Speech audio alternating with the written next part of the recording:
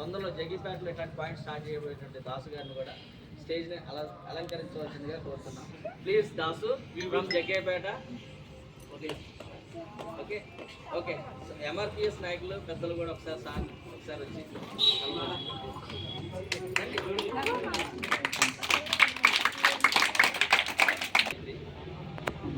But ఆ idea ఉంది కాబట్టి నేను మాత్రం ఖచ్చితంగా ఎవరైనా డిగ్రీ వాళ్ళు కానీ ఇంటర్వ్యూ కానీ వస్తే మాత్రం ఖచ్చితంగా ఆ సిలబస్ ఏంటి ఆ ప్యాక్ ఏంటి ఖచ్చితంగా నేను చెప్తాను.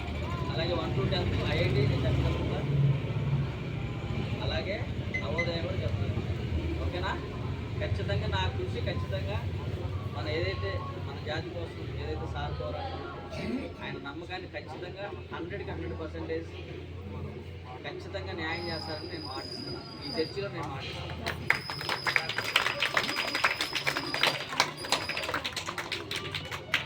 సార్ ఎవరన్నా పిల్లలు ఉంటే మాట్లాడచ్చు, తర్వాత సార్ మాట్లాడతారు.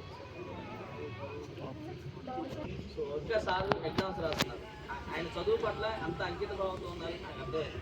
మొన్న సాటర్డే స్టార్ట్ అవ్వాలి, సండే సాటర్డే ఆయన ఎగ్జామ్స్ ఉంది రాలేకపోయారు.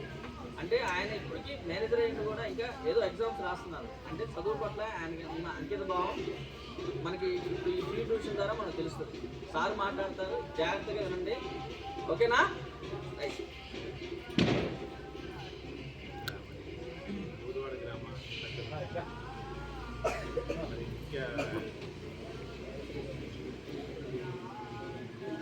స్టార్ట్ అవడానికి ప్రారంభానికి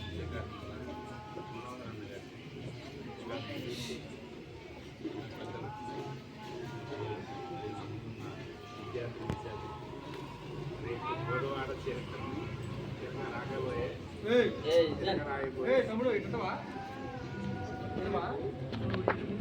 రానున్న భవిష్యత్తులో గోదవాడ చరిత్రని తిరగరాబోయే ఆ విద్యార్థులకు, నా బంధువులకు, నా రక్త సంబంధికులకు, నా తమ్ముళ్ళకు ప్రతి ఒక్కరికి పేరు పేరున దీపం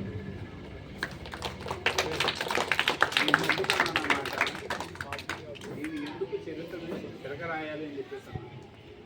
ఈ దేశంలో చరిత్ర ఏంటిది? ఈ దేశంలో ఇప్పటి వరకు మనం చదువుకున్న చరిత్ర వేటగాడు రాసింది. ఈ దేశంలో ఇప్పుడు వరకు